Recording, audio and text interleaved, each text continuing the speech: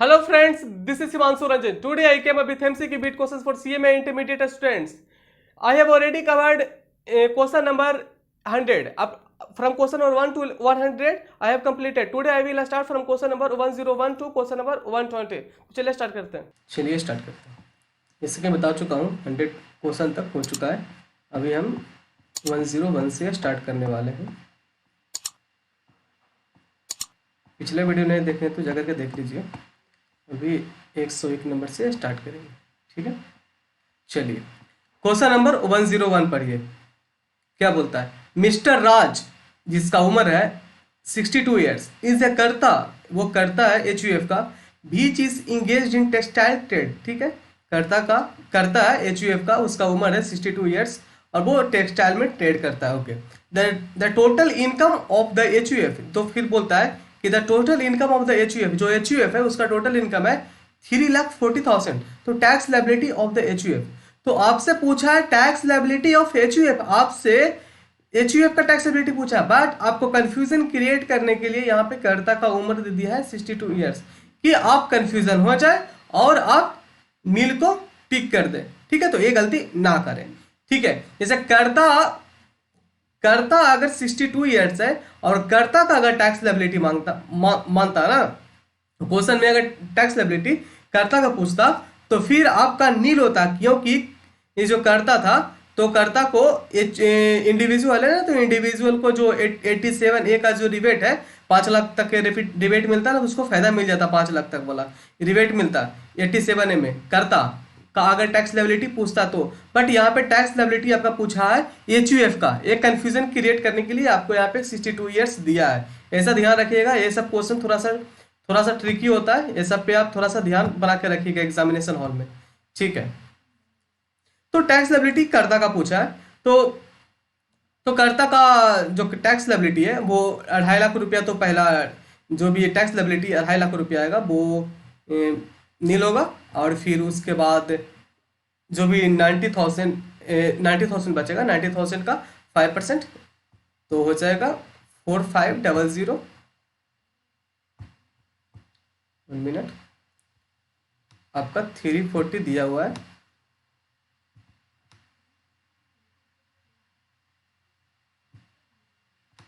3,40,000 दिया हुआ है. ठीक है, इसमें आप 2.5 लाख नील आप ले लीजिए. 2.5 लाख नील हो जाएगा. 2.5 लाख नील. ठीक है, उसके बाद बचेगा आपका 90,000.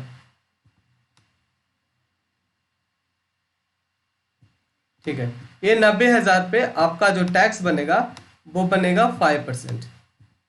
ठीक है, परसेंट बनेगा 5%, तो आपका आ जाएगा 4,500.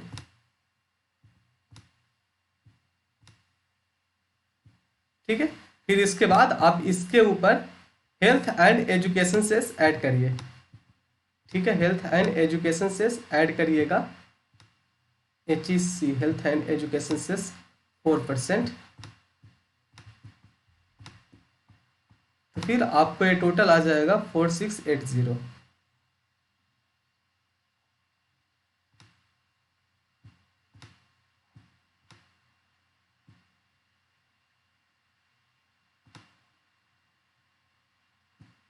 ठीक है, आ जाएगा टोटल 4680. यहाँ पे 4680 ऑप्शन में नहीं है, बट इसका आंसर होगा 4680. ठीक है फ्रेंड्स, 4680.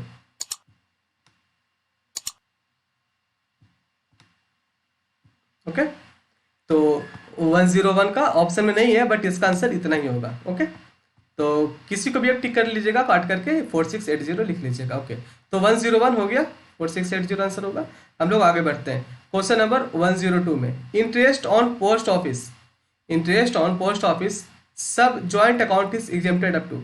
तो जो पोस्ट ऑफिस में जो अगर कोई जो पोस्ट ऑफिस में कोई भी अगर अकाउंट खुलाता है ना, तो उसमें जो उसका जो अकाउंट अगर किसी का रहता है तो सिंगल पर्सन को 3,500 का एग्जेम्पशन मिलता है. तो अगर ज्वाइंट अकाउंट है तो 7,000 का मिलेगा. ठीक है, 7,000 का मिलता है. ठीक है, तो 102 का ऑप्शन बी हो जाएगा 7,000. Okay friends, question number 102 option 7,000. Okay, आगे बढ़ते हैं. क्वेश्चन नंबर 103, क्वेश्चन नंबर 103 बोलता है when cash is deposited into saving bank account, जब कैश को डिपॉजिट कर दिया सेविंग बैंक अकाउंट में, okay, quoting of PAN is mandatory, quoting of PAN is mandatory when the amount of deposit is 50,000 or मोर, जब आप saving bank account में 50,000 या उससे ज़्यादा अगर जमा करते हैं तो फिर आपको पैन देना बहुत ही ज़्यादा जरूरी होता है, ठीक है। When cash is deposited in saving bank account quoting of PAN is mandatory when the amount of deposit 50,000 or more, okay. तो क्वेश्चन नंबर 103 का ऑप्शन बी हो जाएगा 50,000 रुपीज, ओके।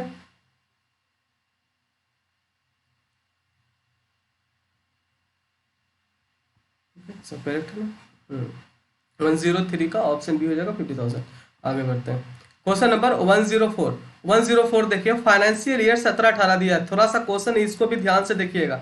फाइनेंशियल ईयर 17-18 दिया हुआ है, ठीक है। शैल बी कंसीडर्ड एज, इसको पूछ रहा है आपको शैल बी कंसीडर्ड एज, तो ध्यान से देखिए financial year 17-18 that means financial year is equal to previous year according to income tax, ठीक है। फाइनेंशियल ईयर को ही प्रीवियस ईयर बोला जाता है, ये ध्यान रखिए, तो इतना तो पता ही होगा, ठीक है। उसके बाद देखिए ऑप्शन बी पढ़िए, ऑप्शन बी करेक्ट इसका ऑप्शन है, इसलिए मैं आपको ध्यान से देखिए आप दिखा रहा हूँ। Assessment year for the previous year 16-17, ये जो प्रीवियस ईयर 16-17 होगा ना, प्रीवियस ईयर 16-17 उसका असेसमेंट ईयर होगा 17-18, ठीक है। ये बोल रहा है assessment year for the previous year 16-17, okay, ये करेक्ट है। उसके बाद देखिए and previous year for assessment year 18-19, ठीक है।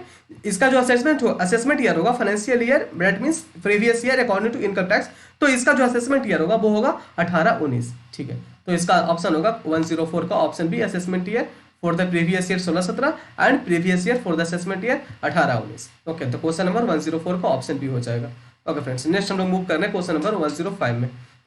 क्वेश्चन नंबर 105 बोलता है for the purpose of levying tax on income other than agriculture income union list content entry, जो इनकम टैक्स है ना वो कौन सा यूनियन लिस्ट में जो कौन सा एंट्री नंबर में इनकम टैक्स को लिखा गया है, तो वो है एंट्री नंबर 82, ठीक है। तो क्वेश्चन नंबर 105 का ऑप्शन ए हो जाएगा 82, ठीक है। हम लोग आगे बढ़ रहे हैं क्वेश्चन नंबर 106 में।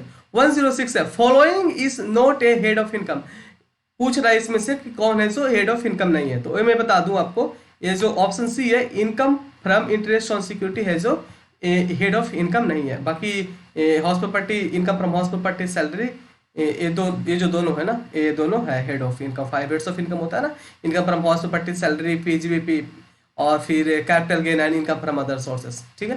तो ये जो income from interest on security है जो है ये है जो note A head of income, okay friends. Question number 106 का ऑप्शन सी हो जाएगा।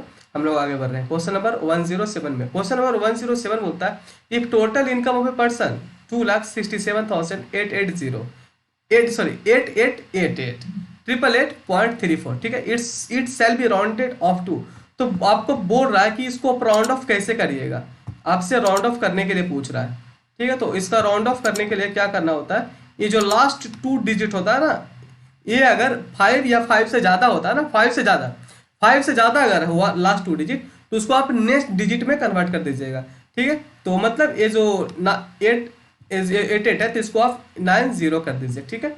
तो क्या हो जाएगा 267 और 8 तो सेम रहेगा, उसके बाद 90 हो जाएगा, ठीक है। तो 267,890, ठीक है, 890, तो ऑप्शन बी हो जाएगा, ठीक है, ऑप्शन बी हो जाएगा।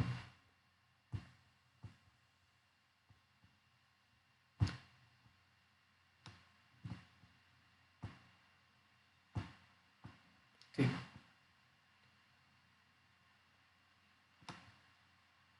चलिए सही, 107 का ऑप्शन बी हो गया। आगे बढ़ रहे हैं 108, क्वेश्चन नंबर 108 बोलता है income tax is a, income tax क्या है, income tax is a direct tax, ठीक है, ये तो बहुत इजी है, income tax is a direct tax. चलिए आगे बढ़ते हैं क्वेश्चन नंबर 109 बोलता है ए हिंदू अनडिवाइडेड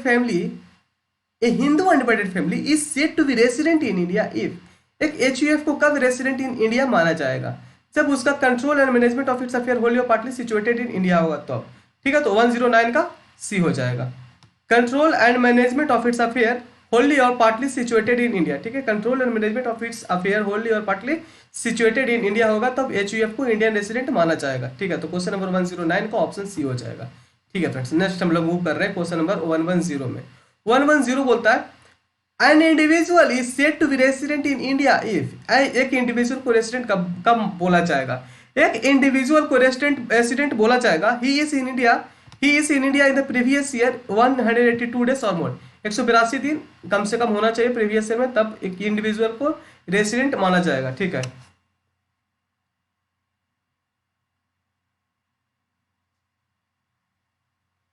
आगे बढ़ते हैं। Question number 111, an Indian citizen living India, an Indian citizen है लिविंग इंडिया को लिव करता है during previous year for employment purpose is said to be resident if, तो कोई भी पर्सन अगर एम्प्लॉयमेंट के लिए इंडिया छोड़ के जाता है तो उसे स्पेशल पर्सन की कैटेगरी में रखा जाता है, जो 365 का जो होता है वो इसमें नहीं काउंट होगा, नंबर ऑफ डेज जो होता है 365 दिन इसमें नहीं आएगा, सिर्फ इसमें सिर्फ और सिर्फ 182 दिन का क्राइटेरिया देखा जाता है।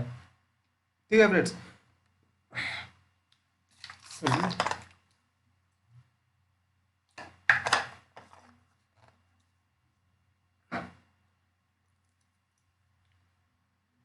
तो 182 दिन का क्राइटेरिया देखा जाता है, तो he is in India in the previous year for period of 182 days और मोर, तो क्वेश्चन नंबर 111 का ऑप्शन भी हो जाएगा। ओके, हम लोग नेक्स्ट मूव कर रहे हैं क्वेश्चन नंबर 112 में। 112 क्या बोलता है, an individual being foreign national, an individual है being foreign national came to India first time during the previous year. ठीक है, इंडिविजुअल है, एन इंडिविजुअल है बीइंग फॉरेन नेशनल है, ठीक है, मतलब फॉरेन सिटीजन है, came to India first time during the previous year 1718 में पहली बार भारत में आया, ऑन 1/1/2018 में आया। ठीक है, 1/1/2018 को आया, मतलब 1 जनवरी 2018 को आया।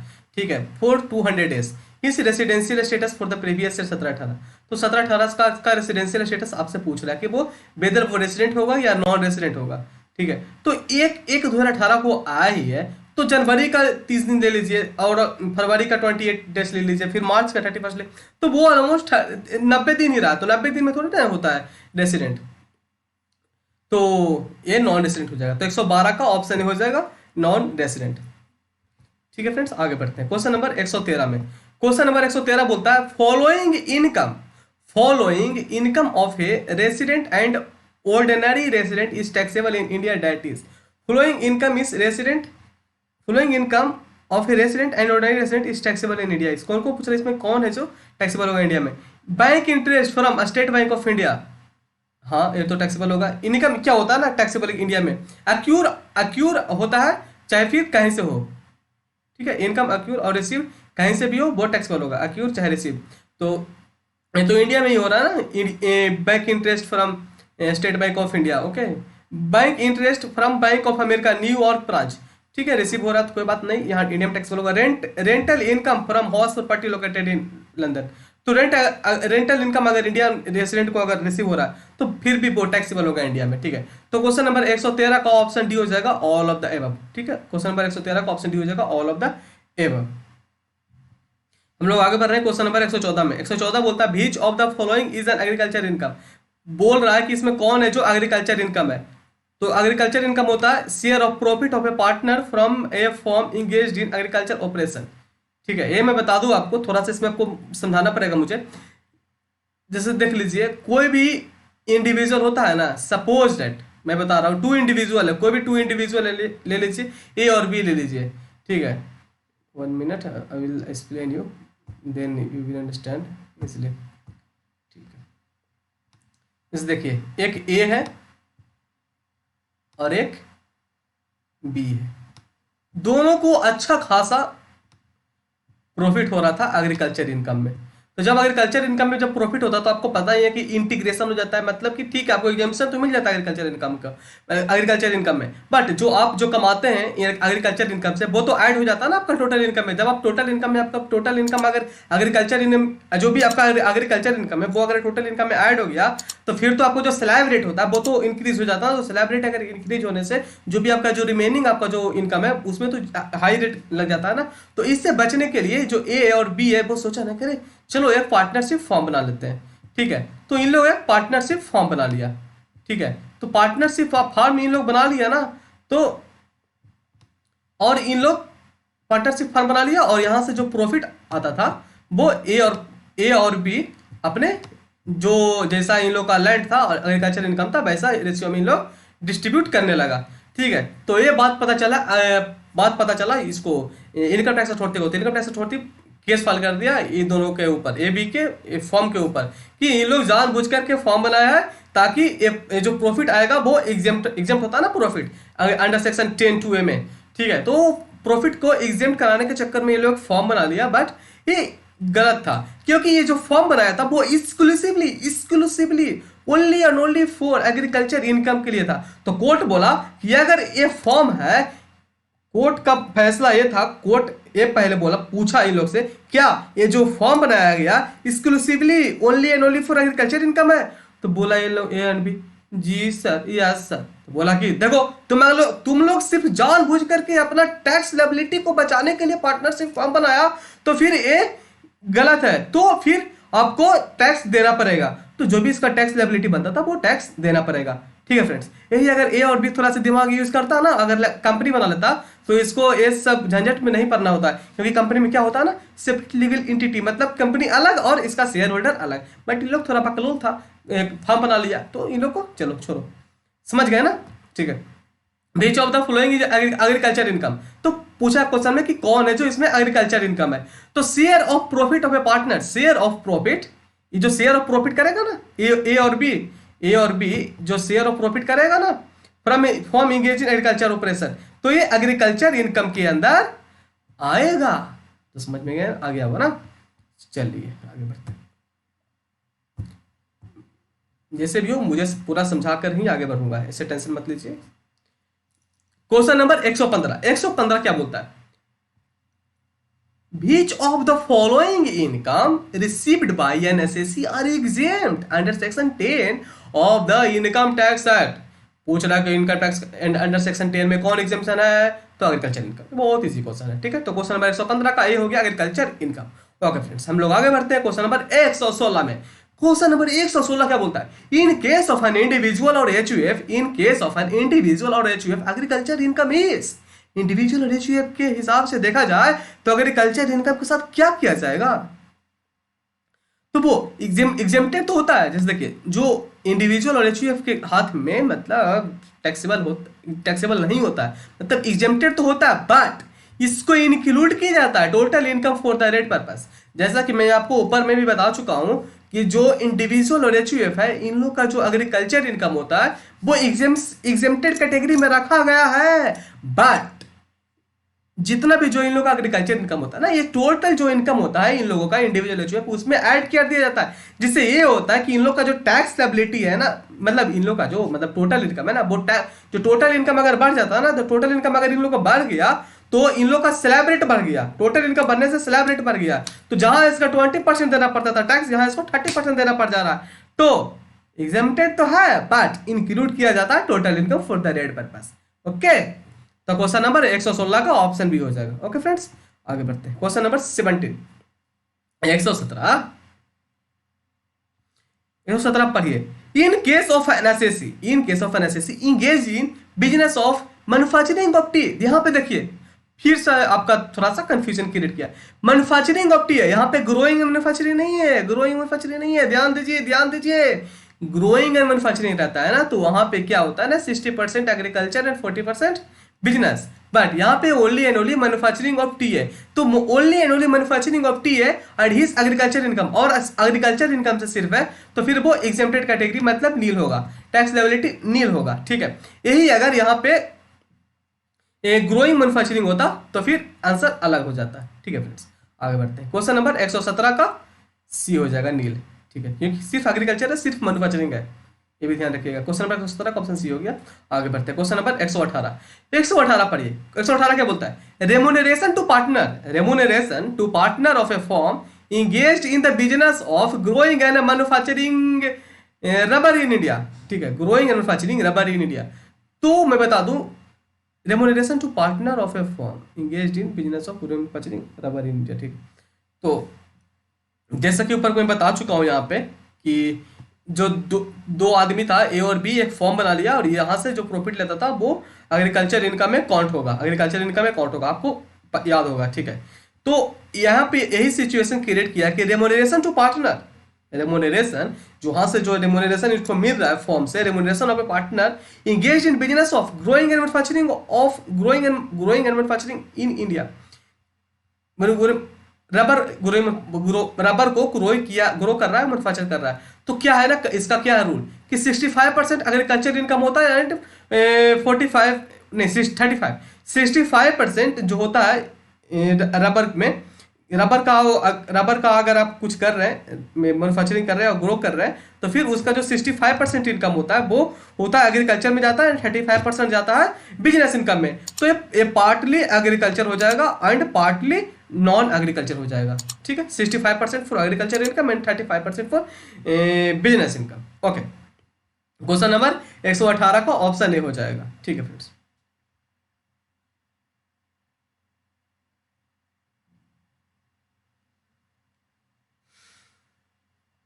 आगे बढ़ते हैं। Question number 119। 119 देखिए, 119 बोलता है following activity shall be considered as agricultural activity. बोल रहा है कौन इसमें जो एक्टिविटी है वो एग्रीकल्चर एक्टिविटी है। तो basic operation on the agriculture land, basic operation अगर आप कुछ भी करते हैं एग्रीकल्चर लैंड में वो एग्रीकल्चर एक्टिविटी के अंदर आता है। बेसिक एंड सब्सिक्वेंट ऑपरेशन और एग्रीकल्चर लैंड वो भी एग्रीकल्चर एक्टिविटी के अंदर आता है। ठीक है फ्रेंड, तो क्वेश्चन नंबर 119 का ऑप्शन डी हो जाएगा both B and C. Okay, next हम लोग मूव कर रहे हैं क्वेश्चन नंबर 120 में। 120 बोलता है which of the following is not taxable under head salary. बोल रहा है कि इसमें बताइए कि कौन है जो सैलरी के अंदर टैक्सेबल नहीं होगा। ठीक है, पूछ रहा है कौन है जो सैलरी के अंदर टैक्सेबल नहीं होगा। तो remuneration paid to the lecturer of a college for setting a question paper by university. कोई लेक्चरर से आप अगर यूनिवर्सिटी में क्वेश्चन पेपर सेट करवा रहे हैं और उसको कुछ पैसा वैसा दे रहे हैं तो वो सैलरी के अंदर नहीं आता है, वो जाता है इनकम फ्रॉम अदर सोर्सेस के अंदर, इनकम फ्रॉम अदर सोर्सेस के अंदर जाता है। ठीक है, और ये जो सैलरी रिसीव करता है ना एमपी मेंबर ऑफ पार्लियामेंट, ये भी जाता है इनकम फ्रॉम अदर सोर्सेस में। ठीक है फ्रेंड्स, तो क्वेश्चन क्या था, which of the following is not taxable under the head salary. तो दोनों नहीं होगा, दोनों जो रेमुनरेशन मिलता है लेक्चरर को पेपर ऊपर सेट करने का ना, तो ये भी जाता है इनकम फ्रॉम अदर सोर्सेस में और ये भी सैलरी रिसीव करता है एमपी, ये भी इसको मेंबर ऑफ पार्लियामेंट। थोड़ा सी इज्जत दे दो इन लोग को। सैलरी रिसीव्ड बाय ये मेंबर ऑफ पार्लियामेंट, तो इन लोग का भी जो सैलरी रिसीव करता है मेंबर ऑफ पार्लियामेंट, तो इन लोग का भी जो भी सैलरी होता है वो सैलरी हेड में ना जा करके इनकम फ्रॉम अदर सोर्सेस में जाता है। ठीक है फ्रेंड्स, तो क्वेश्चन क्या था, which of the following is not taxable under head salary. तो ये दोनों टैक्सेबल नहीं होगा सैलरी में, मतलब कि दोनों इनकम फ्रॉम अदर सोर्सेस में टैक्सेबल होता है। मैं आपको बता दिया, अलग से याद रखिएगा। ठीक है, तो क्वेश्चन नंबर 120 का ऑप्शन डी हो जाएगा बोथ ए एंड बी। ठीक है फ्रेंड्स, तो आज हम लोग यहीं तक रखते हैं और भी जो रिमेनिंग क्वेश्चन है आपको मैं नेक्स्ट वीडियो में प्रोवाइड करूंगा। जैसा कि मैं आपको हर एक वीडियो में 2020 एमसीक्यू डिस्कस करता जा रहा हूँ, जिससे ये होता है ना कि वीडियो एक वीडियो मतलब लिमिट टाइमिंग का होता है ना, जैसे कि ऑलमोस्ट 30 मिनट्स टू 40 मिनट्स तो बच्चे लोग देखते हैं। मुझे पता है कि आप लोग 30 मिनट से ज़्यादा आप लोग मोबाइल लैपटॉप पे नहीं बैठ सकते, मुझे सब पता है। बट आप लोग अगर मूवी देखना है तो 4 घंटा बैठ सकते हो, बट एक क्लास का लेक्चर हो चाहे एमसीक्यू अच्छा खासा हो जो कि प्रिपरेशन के लिए अच्छा हो, उसको आप लोग आधा घंटे ज़्यादा समय नहीं दे पाते हैं। इससे मेरे को पता है कि आप लोग का मेंटेलिटी कैसा है, इसलिए ही मैं सभी क्लासेस को मैं ऑलमोस्ट 30 टू 40 मिनट्स तक रखता हूँ कि जिससे कि आप लोग भी इजीली कवर अप कर सके और बोर ना हो। तो जो भी रिमेनिंग क्वेश्चन है मैं आपको नेक्स्ट जो भी वीडियो बनाऊंगा उसमें प्रोवाइड करूंगा। तो नेक्स्ट वीडियो क्या मैं तो डेली अपलोड करता हूँ ना आप लोगों के लिए।